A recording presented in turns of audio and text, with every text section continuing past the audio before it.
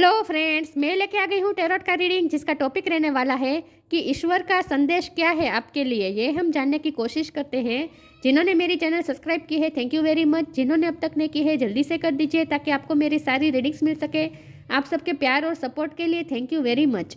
मेरी सारी reading general होती है, टाइमलेस होती है। जब भी आपकी नज़र के सामने आएगी उस वक्त के लिए आपके लिए मैसेज होंगे, ठीक है। और सभी रीडिंग सभी से रेजोनेट नहीं हो सकती। जितने मैसेजेस आपको लगे कि आपके लिए है उतने लीजिए, बाकी के छोड़ दीजिए। चलिए रीडिंग शुरू करते हैं। सबसे पहले मैं भगवान जी का एक कार्ड निकालती हूँ जो कि हमें बताएगा कि आप में कौन से भगवान की क्वालिटी है। हे ईश्वर, मुझे डिवाइनली गाइड कीजिए। जो व्यूवर्स मेरी ये रीडिंग देख रहे हैं उनमें कौन से भगवान की क्वालिटी है। ओम नमः शिवाय। मेरे व्यूवर्स में कौन से भगवान की क्वालिटी है। ओम नमः शिवाय।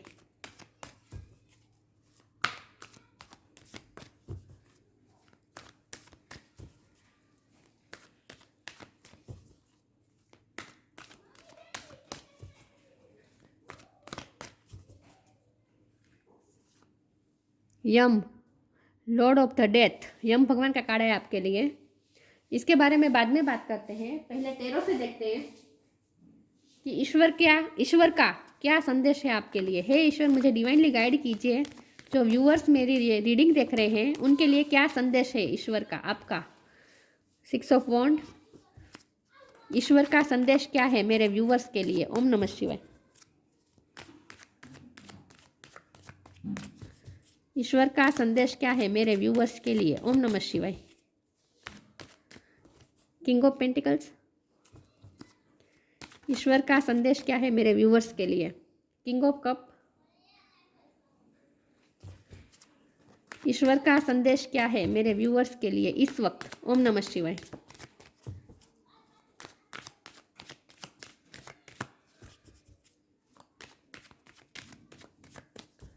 ईश्वर का संदेश क्या है मेरे व्यूअर्स के लिए। ओम नमः शिवाय।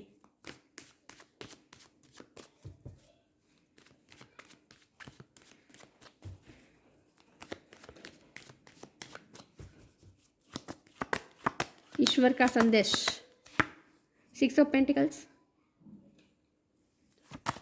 ईश्वर का संदेश क्या है मेरे व्यूअर्स के लिए। ओम नमः शिवाय। 7 ऑफ कप्स,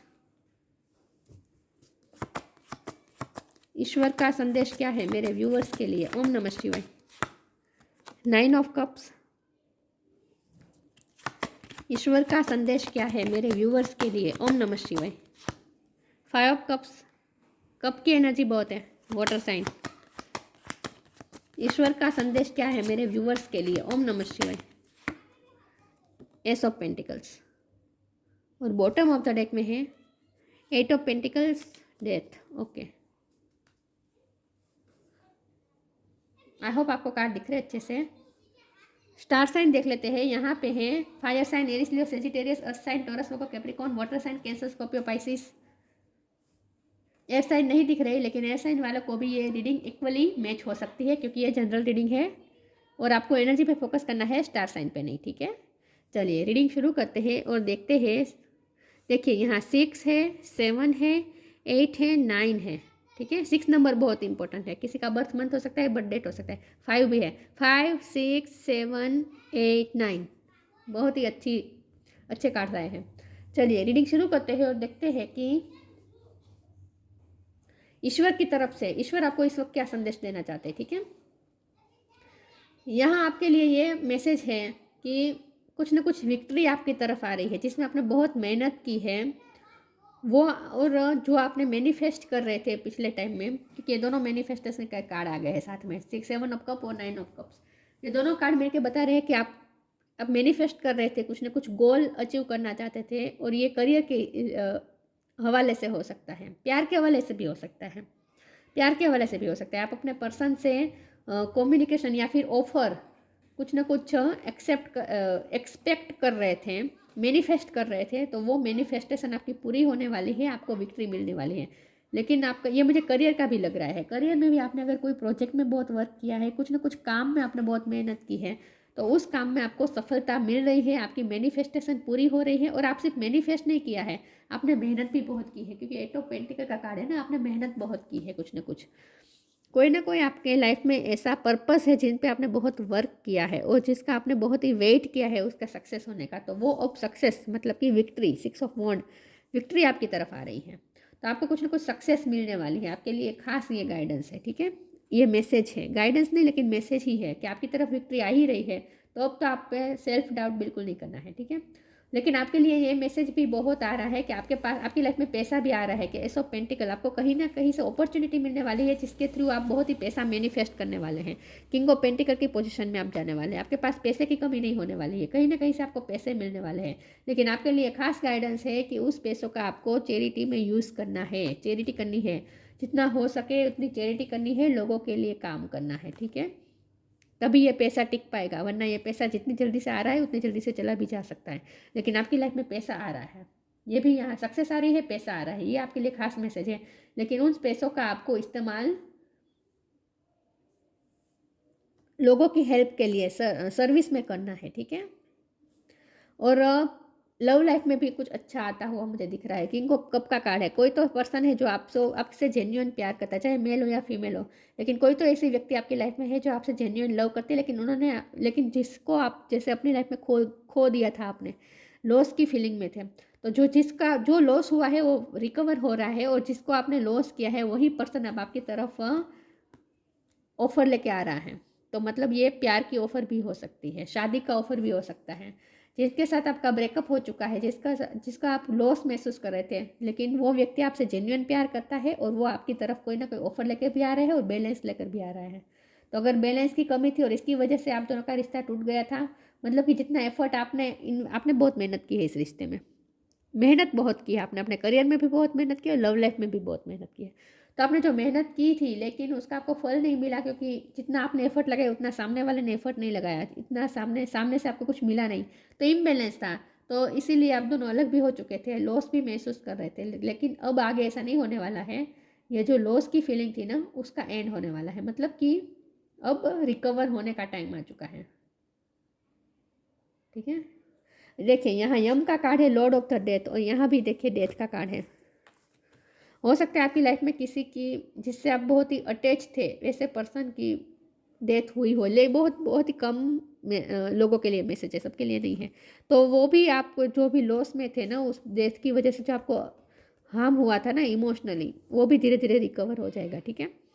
लेकिन यहाँ डेथ का कार्ड आने का मतलब ये है कि आपकी लाइफ में बहुत बड़े चेंजेस आ रहे हैं। डेथ का मतलब स्पिरिचुअलिटी में चेंजेस होता है, ट्रांसफॉर्मेशन होता है। तो आपकी लाइफ जैसे ट्रांसफॉर्म हो रही है, तो ईश्वर आपको ये कहना चाहते हैं कि आपकी लाइफ में कुछ बहुत बड़ा बदलाव आने वाला है।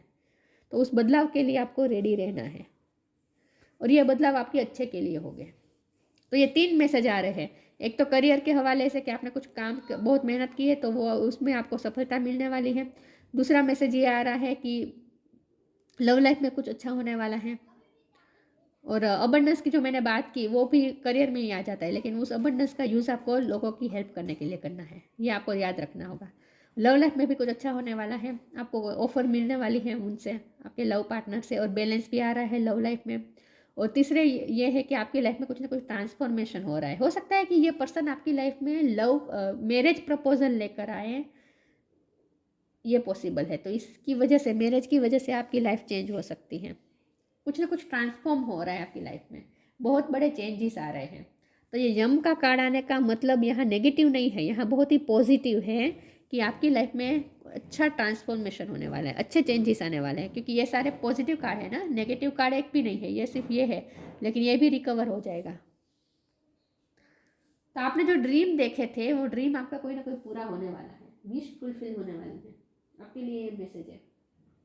चलिए आगे क्लेरिफाई करती हूँ कि ईश्वर की तरफ से आपके लिए क्या मैसेज आ रहा है। ओम नमः शिवाय। ईश्वर आपको क्या संदेश देना चाहते हैं?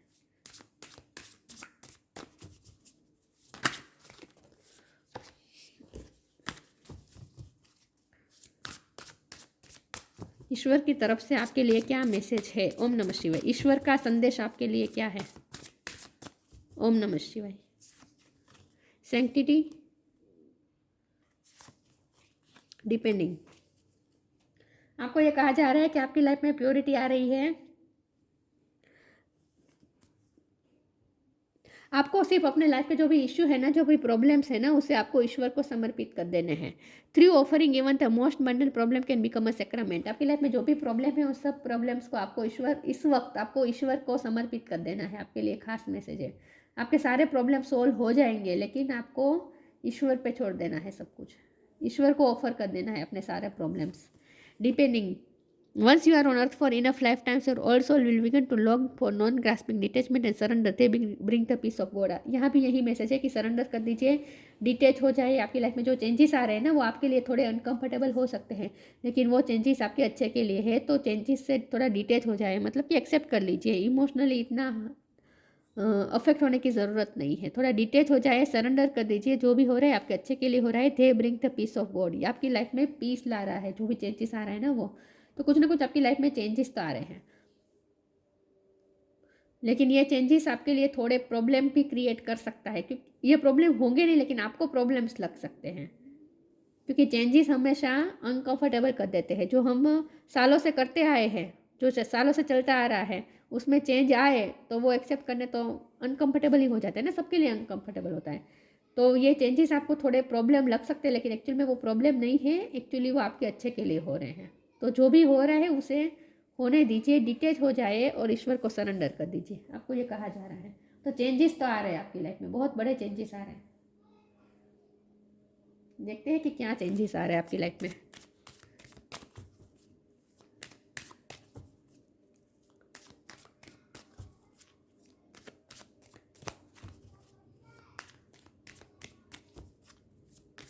ईश्वर का संदेश क्या है आपके लिए? ओम नमः शिवाय। Flow with the rhythm, be open.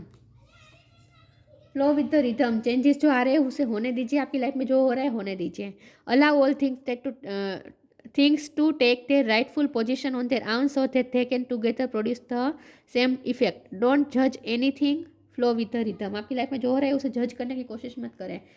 अच्छा होगा नहीं होगा, कन्फ्यूज़ भी हो सकते हैं। जो चेंजेस आ रहे हैं ना, उसकी वजह से आप थोड़े कन्फ्यूज़ भी हो सकते हैं। कन्फ्यूज़ भी नहीं होना है, ठीक है। जो हो रहा है अच्छे के लिए हो रहा है, ये मानकर ही चलना है। तो flow with the rhythm, rhythm में आगे बढ़े। जो हो रहा है होने दीजिए। जो हो रहा है अच्छे के लिए हो रहा है, ठीक है। Be open.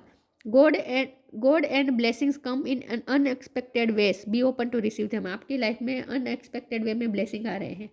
भगवान आपकी लाइफ में ब्लेसिंग भेज रहे हैं, तो ओपन हो जाए रिसीव करने के लिए। तो उसके लिए बहुत ज़रूरी है कि जो चेंजेस आ रहे हैं ना, उसे एक्सेप्ट करें। चेंजेस को डिनाई मत करें। अगर चेंजेस को डिनाई मत करेंगे तो जो अच्छा आने वाला है ना, उस चेंजेस की वजह से जो अच्छा आपकी तरफ आ रहे हैं ना, ब्लेसिंग आ रही है ना, वो भी आप ब्लॉक कर देंगे। तो ये नहीं करना है। Flow with the rhythm. अपने कर्मा करते रहिए। मेहनत जो आप कर रहे हैं वो जारी रखें, बाकी रिदम से आगे बढ़े, ठीक है। Flow with the rhythm.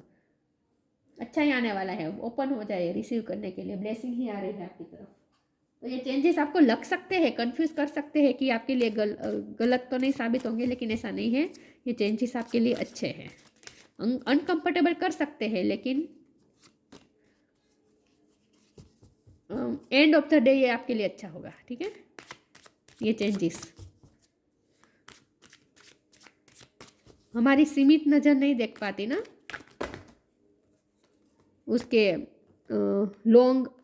Long term results को नहीं देख पाते। हमारी लाइफ में जो होता है ना, उसके लॉन्ग टर्म रिजल्ट्स हम नहीं देख पाते। हमारी सीमित नज़र होती है। तो तब कंफ्यूज नहीं होना है, ईश्वर पे छोड़ देना है। जॉय, प्रेजेंट मोमेंट में रहना है, खुश रहना है।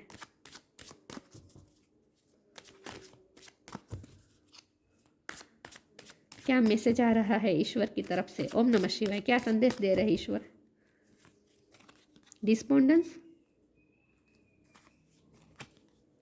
Self worth. जॉय का कार्ड है।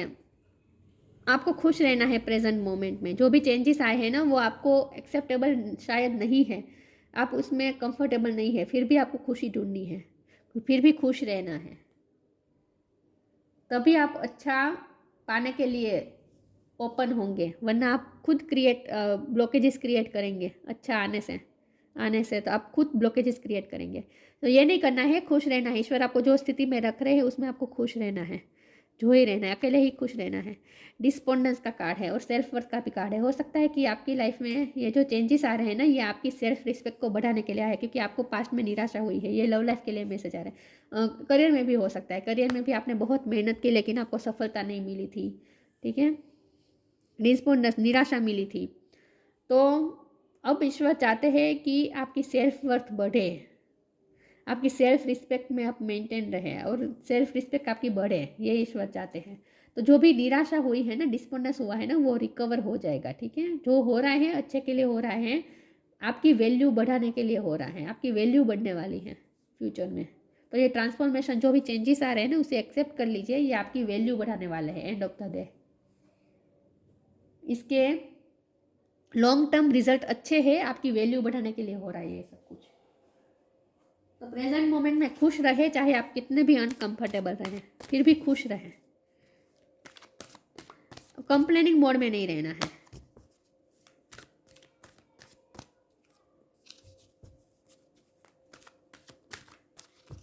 फोकस क्यों नहीं हो रहा?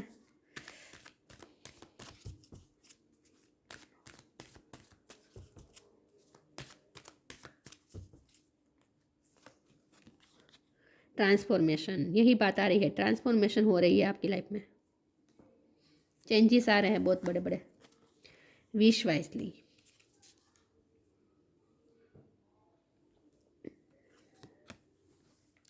Transformation, the fairy tells you to surrender to the transformation in your life that is happening for your highest good. जो भी ट्रांसफॉर्मेशन हो रहा है ना, चेंजेस हो रहे हैं ना, आपके हाईएस्ट गुड के लिए हो रहा है। Embrace your transformation, the best is yet to come. अभी तो अच्छा आना बाकी है आपकी तरफ, आपकी वर्थ बढ़ने वाली है, आपकी रिस्पेक्ट बढ़ने वाली है, पैसे भी आ रहे हैं, सब कुछ अच्छा होने वाला है। तो ये ट्रांसफॉर्मेशन को एम्ब्रेस करें, एक्सेप्ट करें, एम्ब्रेस करें और खुश रहे इस ट्रांसफॉर्मेशन में।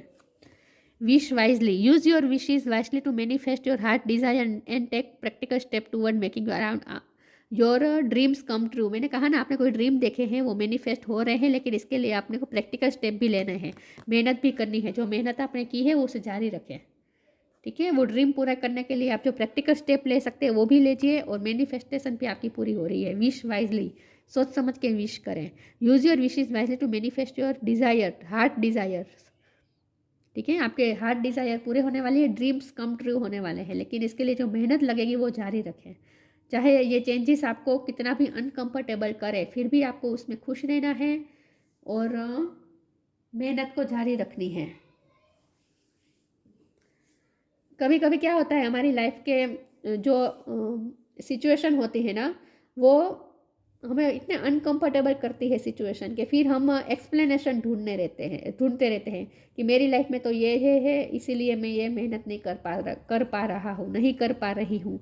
ये सब हम खुद को ही हम एक्सप्लेनेशन देते रहते हैं, झूठे एक्सप्लेनेशन देते रहते हैं कि मेरी मजबूरी है, मेरी लाइफ में तो सिचुएशन ही मेरा साथ नहीं दे रही, लोग मेरा साथ नहीं दे रहे, तो मैं कैसे अपने ड्रीम्स पूरे करूँ, मैं कैसे मेहनत करूँ, सिचुएशन ही मेरे खिलाफ है, तो मैं कैसे सब कुछ मैनेज करूँ। ये सब हम खुद को ही जैसे झूठे एक्सप्लेनेशन देते हैं। तो ये नहीं करना है, चाहे कोई भी सिचुएशन हो, फिर भी उसमें खुशी ढूंढनी है और एक अपने काम को जारी रखना है, मेहनत जारी रखनी है। जिसे सपने पूरे करने ही होते हैं ना, उन्हें कोई सिचुएशन कभी रोक नहीं सकती, चाहे सिचुएशन कितनी भी खिलाफ हो।